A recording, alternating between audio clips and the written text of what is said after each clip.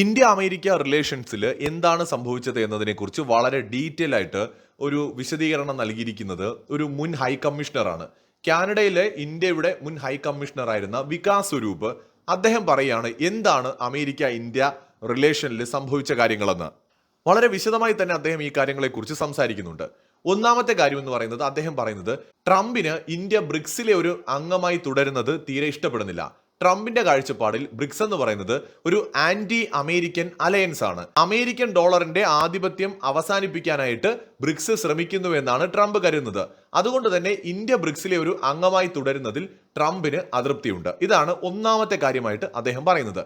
രണ്ടാമത്തെ കാര്യമായിട്ട് സ്വരൂപ് ചൂണ്ടിക്കാണിക്കുന്നത് ഇന്ത്യ പാകിസ്ഥാൻ ഓപ്പറേഷൻ സിന്ദൂർ ആ യുദ്ധത്തിൽ ഈ ട്രംപിന്റെ അവകാശവാദം, അദ്ദേഹമാണ് മീഡിയേറ്ററായിട്ട് നിന്നിട്ട് ഇത് അവസാനിപ്പിച്ചത് എന്നുള്ള അവകാശവാദത്തെ ഇന്ത്യ തള്ളി പറഞ്ഞതും ആ ഒരു ക്രെഡിറ്റ് ട്രംപിന് കൊടുക്കാത്തതും ട്രംപിന് വലിയ നീരസം ഉണ്ടാക്കിയിട്ടുണ്ട്.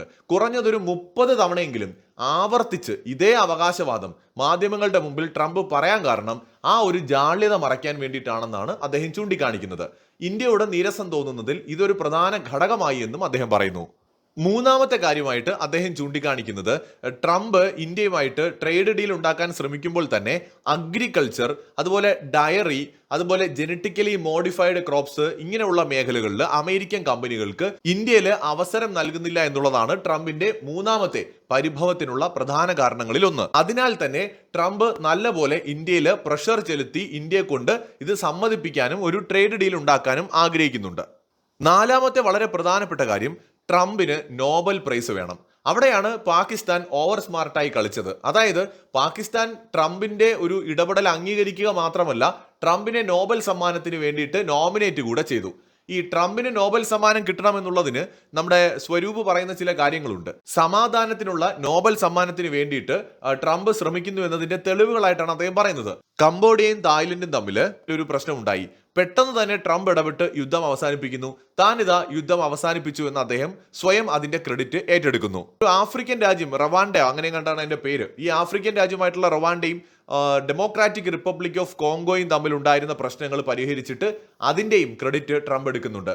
അർമേനിയ അസർബൈജാൻ യുദ്ധം അവസാനിപ്പിച്ച് അവരെ കൊണ്ട് സൈൻ ചെയ്യിപ്പിച്ചിട്ട് അതിന്റെ ക്രെഡിറ്റും ട്രംപ് എടുക്കുന്നുണ്ട്. എന്നാൽ ഇതെല്ലാം ചെറിയ രാജ്യങ്ങളാണ്. ട്രംപിന്റെ കാഴ്ചപ്പാടിൽ ഏറ്റവും വലിയ രാജ്യങ്ങൾ അല്ലെങ്കിൽ ആണവ ശക്തികളായിട്ടുള്ള പാകിസ്ഥാനും ഇന്ത്യയും തമ്മിലുള്ള യുദ്ധം അവസാനിപ്പിച്ചതാണ് ട്രംപ് തന്റെ ഏറ്റവും വലിയ നേട്ടമായിട്ട് കാണിക്കുന്നത്. കാരണം രണ്ട് ആണവ ശക്തികൾ യുദ്ധം ചെയ്തു കഴിഞ്ഞാൽ വലിയ ആണവ യുദ്ധം ഉണ്ടാകും. അപ്പൊ ട്രംപ് സ്വയം പറയുന്നത് രണ്ട് രാജ്യങ്ങളെയും കോടിക്കണക്കിന് മനുഷ്യരെയും ഭൂമിയെ തന്നെ അദ്ദേഹം ഒരു മഹായുദ്ധത്തിൽ നിന്ന് രക്ഷിച്ച മഹാനായ മനുഷ്യനായിട്ടാണ് അദ്ദേഹം പറയുന്നത്. അതായത് നോബൽ സമ്മാനം കിട്ടാൻ വേണ്ടിയിട്ട് വലിയ പ്രവർത്തികൾ, സമാധാനത്തിന് വേണ്ടിയിട്ടുള്ള വലിയ പ്രവർത്തികൾ താൻ ചെയ്തു എന്നാണ് അദ്ദേഹം അവകാശപ്പെടുന്നത്. ഇപ്പൊ തന്നെ റഷ്യയുമായിട്ട് ഈ യുക്രൈൻ റഷ്യ യുദ്ധം അവസാനിപ്പിക്കുന്നതിന് വേണ്ടിയിട്ട് ട്രംപ് പരമാവധി ശ്രമിക്കുകയാണ്. ഈ യുദ്ധം കൂടി അവസാനിപ്പിക്കുകയാണെങ്കിൽ ട്രംപ് അനുകൂലികളും ഉറപ്പായും സമാധാനത്തിനുള്ള നോബൽ സമ്മാനം ട്രംപിന് തന്നെ കൊടുക്കണമെന്ന് അവകാശപ്പെടുമെന്നും സ്വരൂപ് ചൂണ്ടിക്കാണിക്കുന്നു. അപ്പൊ ഇതില് ഇന്ത്യ ഓപ്പറേഷൻ സിന്ദൂറിൽ ട്രംപിന് പങ്കില്ല എന്ന് പറഞ്ഞത് ട്രംപിനെ വല്ലാതെ അസ്വസ്ഥതപ്പെടുത്തിയിട്ടുണ്ട്. അദ്ദേഹത്തിന്റെ ഈഗോ ഹേർട്ടായി. അദ്ദേഹത്തിന് മഹാൻ എന്ന് പറഞ്ഞ് നമ്മളൊക്കെ പുകഴ്ത്തണമെന്നാണ് അദ്ദേഹം ആഗ്രഹിക്കുന്നത്. നോബൽ സമ്മാനത്തിന് വേണ്ടി നമ്മൾ അദ്ദേഹത്തെ നോമിനേറ്റ് ചെയ്തിരുന്നെങ്കിൽ അദ്ദേഹം കൂടുതൽ ഹാപ്പി ആയിരുന്നേനെ. ഇന്ത്യയുമായിട്ടൊരു ഫ്രീ ട്രേഡ് അഗ്രിമെന്റ് വരെ സൈൻ ചെയ്തനെ, വിട്ടുവീഴ്ചയ്ക്ക് തയ്യാറായനെ. അപ്പോൾ ഇങ്ങനെ കുറെ ഘടകങ്ങളാണ് ഇപ്പോഴത്തെ ഇന്ത്യ അമേരിക്ക പ്രശ്നങ്ങളുടെ കാരണം. ഇതിൽ ഇന്ത്യ ഗവൺമെന്റിന് ഒന്നും ചെയ്യാനില്ല. കാരണം നമ്മളുടെ ഒരു പ്രഖ്യാപിത പോളിസിയാണ് നമ്മൾ ഒരിക്കലും മൂന്നാമതൊരു രാജ്യത്തെ നമ്മുടെ വിഷയങ്ങളിലേക്ക് ഉൾപ്പെടുത്തില്ല എന്നുള്ളത്. ആ നിലയ്ക്ക് നമുക്കൊരിക്കലും അമേരിക്കയുടെ അവകാശവാദത്തെയോ അമേരിക്ക ഇടപെടാൻ ശ്രമിച്ചാൽ അതിനെയോ അംഗീകരിക്കാൻ കഴിയില്ല. ഇനി മറ്റൊരു കാര്യം, ഈ പാകിസ്ഥാൻ അമേരിക്ക ബന്ധത്തെക്കുറിച്ചും വികാസ് സ്വരൂപ് അദ്ദേഹത്തിന്റെ കൃത്യമായ ഒരു നിരീക്ഷണം മുന്നോട്ട് വയ്ക്കുന്നുണ്ട്. അതായത് ഈ പാകിസ്ഥാൻ വേറെ രാജ്യങ്ങളെയോ അല്ലെങ്കിൽ വേറെ ഓർഗനൈസേഷൻസിനെയോ ഒക്കെ ഉപയോഗിച്ചിട്ട് ട്രംപിന്റെ വാഷിംഗ്ടണിൽ വൈറ്റ് ഹൗസിൽ ചില കണക്ഷൻസ് ബിൽഡ് ചെയ്തിട്ടുണ്ട്. ഇതിലൂടെ ട്രംപിലേക്ക് ചില നിർദ്ദേശങ്ങൾ എത്തിക്കാൻ പാകിസ്ഥാന് കഴിഞ്ഞു. അതായത് ചില ട്രംപിന് വിശ്വാസമാവുന്ന ചില കാര്യങ്ങൾ അവതരിപ്പിക്കാൻ പാകിസ്ഥാന് കഴിഞ്ഞിട്ടുണ്ട്. പ്രത്യേകിച്ച് പാകിസ്ഥാൻ സ്വയം ഈ ബിറ്റ് കോയിൻ മൈനിങ്ങിന്റെ ഒരു ഹബ്ബായിട്ട് അവരെ അവതരിപ്പിക്കുകയാണ്. അപ്പൊ ട്രംപിന് ഈ ബിറ്റ് കോയിനും അതുപോലെയുള്ള ക്രിപ്റ്റോ കറൻസിയിലും വലിയ താല്പര്യമുണ്ട്. അദ്ദേഹത്തിന്റെ മക്കൾക്ക് ബിസിനസ് ഉണ്ട്. അപ്പൊ അതുകൊണ്ട് തന്നെ അതിന്റെ ഒരു ഹബ്ബായിട്ട് പാകിസ്ഥാൻ അവതരിപ്പിക്കുമ്പോൾ ഒരുപാട് ഇളവുകൾ കൊടുത്തുകൊണ്ട് അത്തരം ബിസിനസിനെ പാകിസ്ഥാൻ പ്രോത്സാഹിപ്പിക്കാമെന്ന് പറയുമ്പോൾ ട്രംപിന് അതിൽ ചില താല്പര്യങ്ങളുണ്ട്. അത് വ്യക്തിപരമായ താല്പര്യം കൂടിയാണ്. ബിറ്റ്കോയിന്റെ കേസിൽ സൗത്ത് ഏഷ്യയിലെ തന്നെ ഒരു ക്രിപ്റ്റോ കിങ് ആയിട്ട് പാകിസ്ഥാൻ അവരെ അവതരിപ്പിക്കാനായിട്ട് ഇപ്പോൾ ശ്രമിക്കുന്നുണ്ട് എന്ന് തന്നെയാണ് പല എക്സ്പേർട്സും അഭിപ്രായപ്പെടുന്നത്.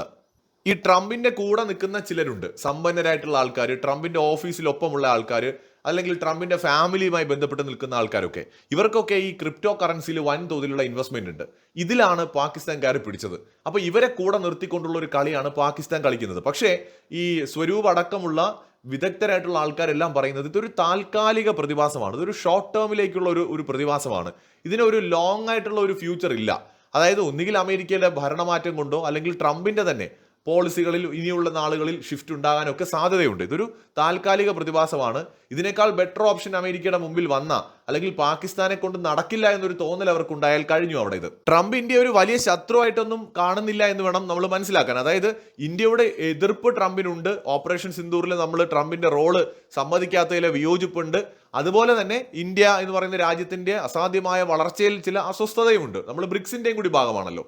റഷ്യയും നമ്മൾ തമ്മിലുള്ള അടുപ്പത്തിലും ട്രംപിന് അതൃപ്തിയുണ്ട്. അപ്പൊ ഇങ്ങനെ പല പല ഘടകങ്ങൾ കൊണ്ടാണ് ട്രംപ് ഈ വിധത്തിൽ ഇന്ത്യയോട് ഇപ്പോൾ പെരുമാറുന്നത്. പക്ഷെ അദ്ദേഹത്തിന് ഇന്ത്യയോട് അങ്ങനെ കടുത്ത ശത്രുതയൊന്നുമില്ല. ഇന്ത്യയെ പിണക്കാൻ കഴിയില്ല എന്നുള്ള ഒരു ബോധം ട്രംപിനുണ്ട്. മറിച്ച് പ്രഷർ ചെലുത്തിക്കൊണ്ട് ഇന്ത്യയെ കൊണ്ട് പലതും നേടാൻ കഴിയുമോ എന്നാണ് ട്രംപ് ഇപ്പോൾ ശ്രമിച്ചു നോക്കുന്നത്. ഒരു പ്രഷർ ഗെയിമാണ് ട്രംപ് കളിക്കുന്നത്.